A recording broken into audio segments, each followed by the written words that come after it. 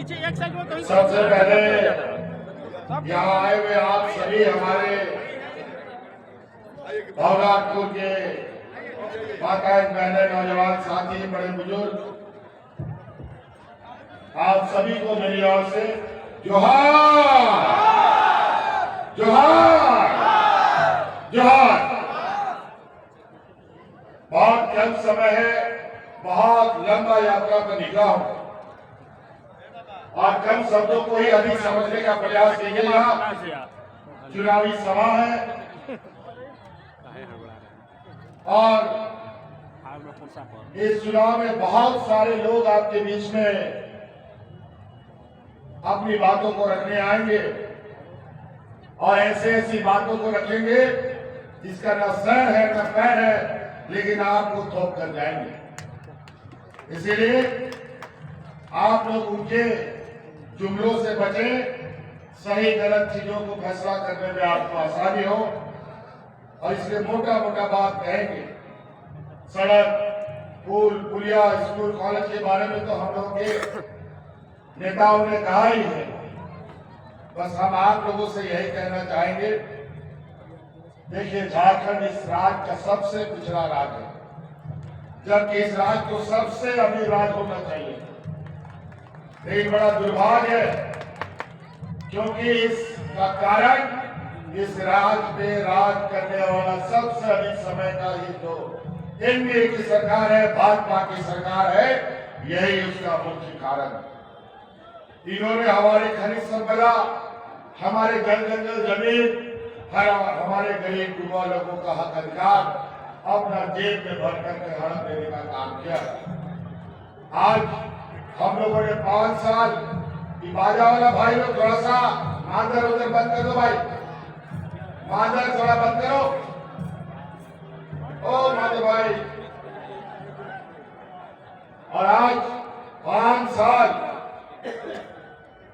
इस राज्य की जनता का सेवा हमारी सरकार ने अलग अलग तरीके से आपके लिए किया। आपको याद है वो कोरोना का दिन, जब इस राज्य में कोरोना आया और यही भाजपा का लोग बिना किसी को समय दिए पूरा देश में लॉकडाउन लगा दिया था।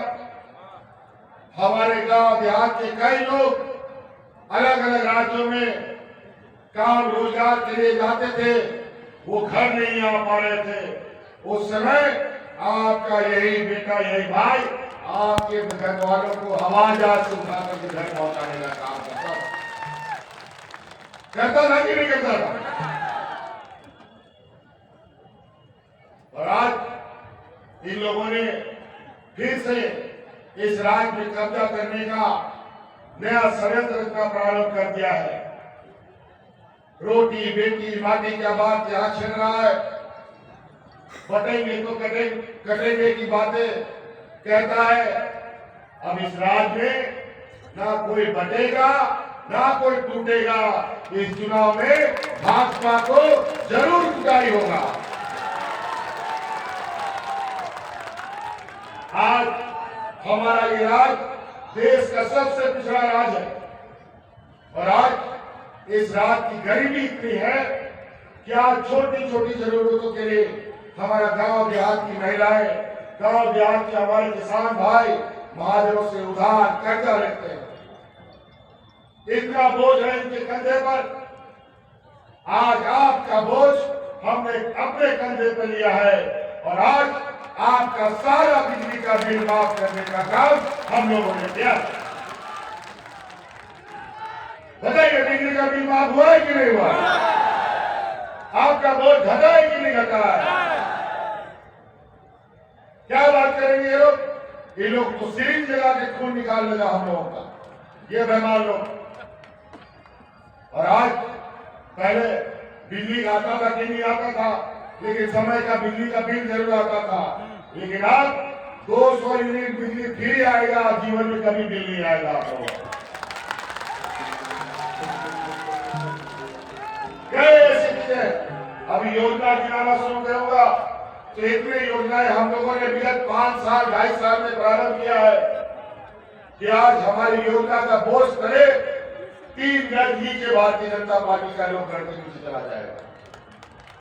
आज बेटी का बात करता है, पूछो ये भारतीय जनता पार्टी के नेता जो यहां आएंगे उड़ उड़कर कि आज गुजरात में बिल्किस बानो के साथ जो सामूहिक बलात्कार किया गया, जिनको जेल में डाल दिया गया, उसको चुनाव में पेरोल पे निकाल करके वोट मांगने का काम यही भारतीय जनता पार्टी के लोगों ने किया। यही लोग हैं जो पंजाब में राम रहीम जो बलात्कार के आरोप में जेल खट रहा है, चुनाव में इनको जेल से बाहर निकाल करके वोट मांगने का काम करता है। ये लोग बेटी का बात करेगा और रोटी का बात करता है। याद कीजिए डबल इंजन की सरकार में जब रघुवर दास इस राज्य का मुख्यमंत्री था, इस राज्य में दर्जन रोज हाथ के राशन कार्ड लेकर के बात करते हुए मरा था। मैं उसका गवाह हूं। मैं उन लोगों के घर गया था और आज इस राज्य में कोरोना जैसा विपत्ति आया और एक भी आदमी को हमने भूख से नहीं मरने दिया, एक भी आदमी को। इसमें सबसे बड़ा हमारा योगदान देने वाली इस राज्य की महिला भी है, तभी ये राज्य का जनता बच पाया। और इस कोरोना में आपको बचाने के लिए मुझे बहुत बड़ा कीमत चुकाना पड़ा, बहुत बड़ा कीमत। आज इस कोरोना में राज्य की जनता को बचाने के लिए गांव पंचायत घूमने वाला हम लोग के हाथ में उसे मंसारी को कोरोना साथ लेके चला गया। आज भारत जगन्नाथ बातों को कोरोना साथ लेके चला गया, तब जाकर के ये राज्य बचा। और महिलाओं का जो हमें सहयोग मिला और उसी दिन हमने संकल्प लिया था कि इस राज्य की महिलाओं को अपने पैर पर खड़ा करेंगे। और आज उसके तहत महिलाओं के लिए मैया सम्मान योजना हमने क्या है, आज 1,000 रुपये महिलाओं और हमने संकल्प लिया है कि फिर से हम सरकार बनाने जा रहे हैं और अगले 5 साल के अंदर सभी महिलाओं के खाते में 1-1 लाख रुपया पहुंचाना।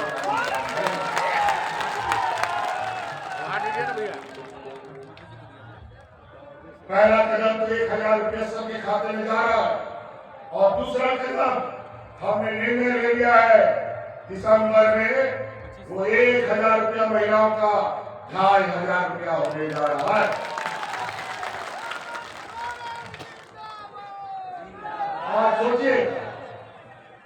आज सोचिए कि जिस घर में बिना मजदूरी किए बगैर चूल्हा नहीं जलता था, उस घर में 2-3 महिलाएं हैं, बेटी है, तो आज कितना घर में रुपया जा रहा है? 5,000 7,000 हर घर में रुपया जा रहा है। ये देश का पहला राज है। पहले 1-2 गांव देहात में बुढ़ा बुजुर्गों को पेंशन मिलता था, हमने कानून बना दिया, इस राज्य में सभी बुजुर्गों को पेंशन देने का काम हम करेंगे। आज दिया लगा कहीं भी खोलोगे ना, कोई बुजुर्ग बिना पेंशन का नहीं मिलेगा। पहले विधवा लोग को 40 साल 50 साल के बाद पेंशन मिलता था, हमने कानून बना दिया, जिस दिन से विधवा होगी उसी दिन से उसको पेंशन मिलने का काम। विधवा होने का कोई समय होता है क्या? कभी भी विधवा हो सकता है, भगवान न करे कोई विधवा हो, लेकिन कोई घटना दुर्घटना हो जाए, शादी के 6 महीने के बाद भी विधवा हो सकती है, हो सकता है 50 साल के बाद भी विधवा ना हो। और इस राज्य में तो वृद्धा पेंशन जितना महिला 50 साल की होगी, 50 साल तक हमने कर दिया विधवाओं का पेंशन। 50 साल जैसे ही होगी, सरकार की बाध्यता है उसको पेंशन देगा। तो कई ऐसी चीजें हमारे गांव देहात में हमारी बेटियों को हम लोग बोझा मानते हैं, 8वां 9वां पास होती नहीं है उसकी बुलंद होने लगते, बंद कीजिए ये काम। अब बेटी हमारी बोझ नहीं बल्कि संपत्ति के रूप में रहेगी। और आज हमने लगभग 10 लाख बेटियों को सावित्रीबाई फुले योजना से जोड़ रखा है। आने वाला समय में अपनी बेटियों को इंजीनियर बनाओ, वकील बनाओ, पत्रकार बनाओ, जज बनाओ और उसके पढ़ाई का पूरा खर्चा राज्य सरकार देगी।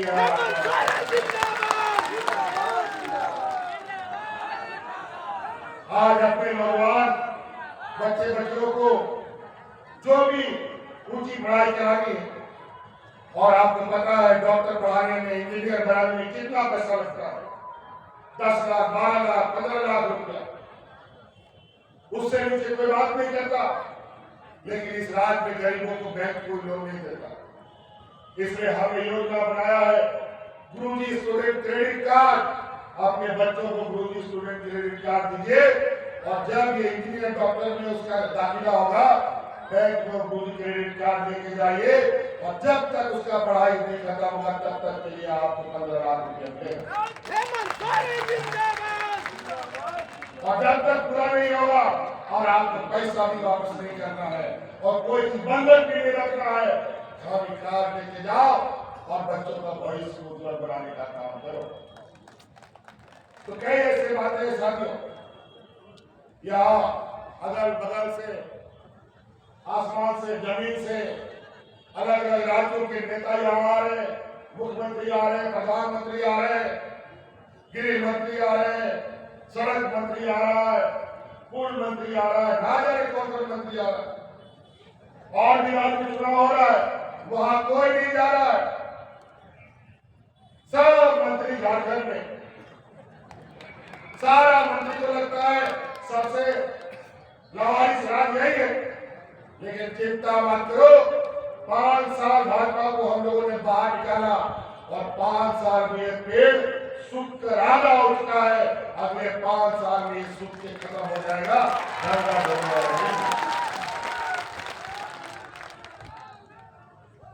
आज इसीलिए भारतीय जनता पार्टी का नेता कहाँ है?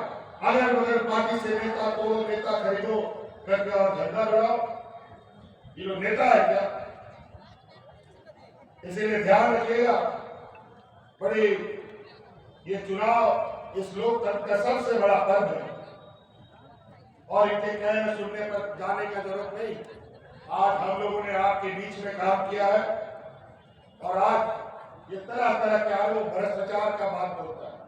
आज कोई हमको बोला कल की पत्रकार ये में, यहाँ के नौजवान चरस अफीम गांजा लेने लगे।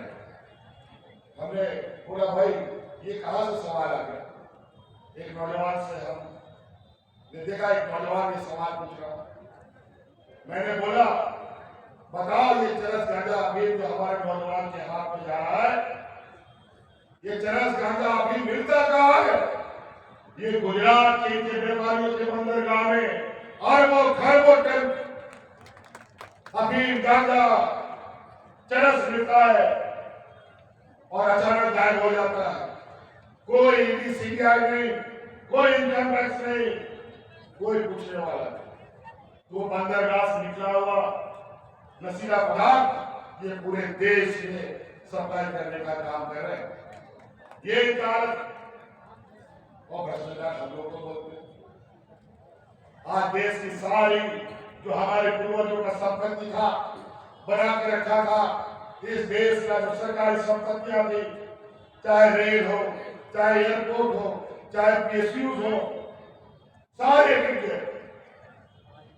और आज ये सरकारी संपत्ति बेच करके अपनी रोटी, राजनीतिक रोटी सेक रहे। इनको गरीबों को देने के लिए इनके पास पैसा नहीं है, बूढ़ा बुजुर्ग को देने के लिए पैसा नहीं है, हमारे नौजवानों को पढ़ाने के लिए पैसा इनके पास नहीं है, हमारे किसान आत्महत्या कर ले लेकिन उनको ऋण माफ करने का उनके पास पैसा नहीं है, लेकिन इनके व्यापारी मित्रों का अरबों खरबों रुपया माफ करने का इनके पास पैसा है। और आज इस राज्य में राज अलग होने के बाद पहली बार 2 लाख तक का किसानों का ऋण माफी हमारी ही सरकार ने किया।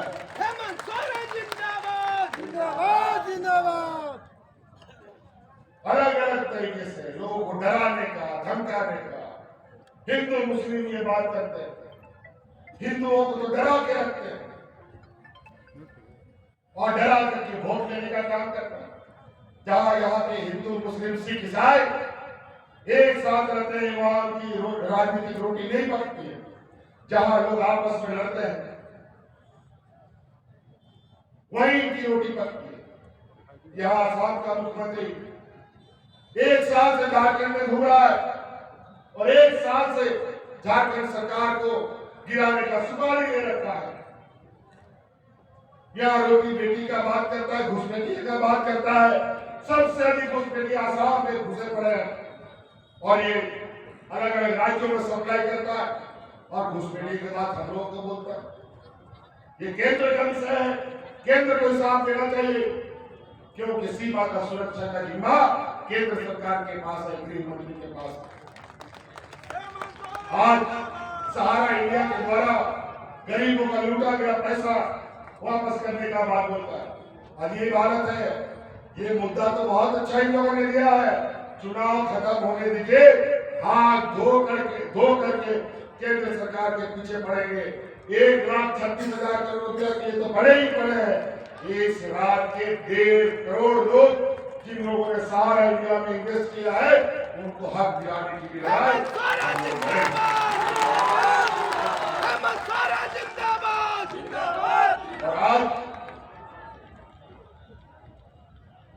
और आज बहुत सारी ऐसी बातें जो समय के अभाव में हम नहीं कह पा रहे।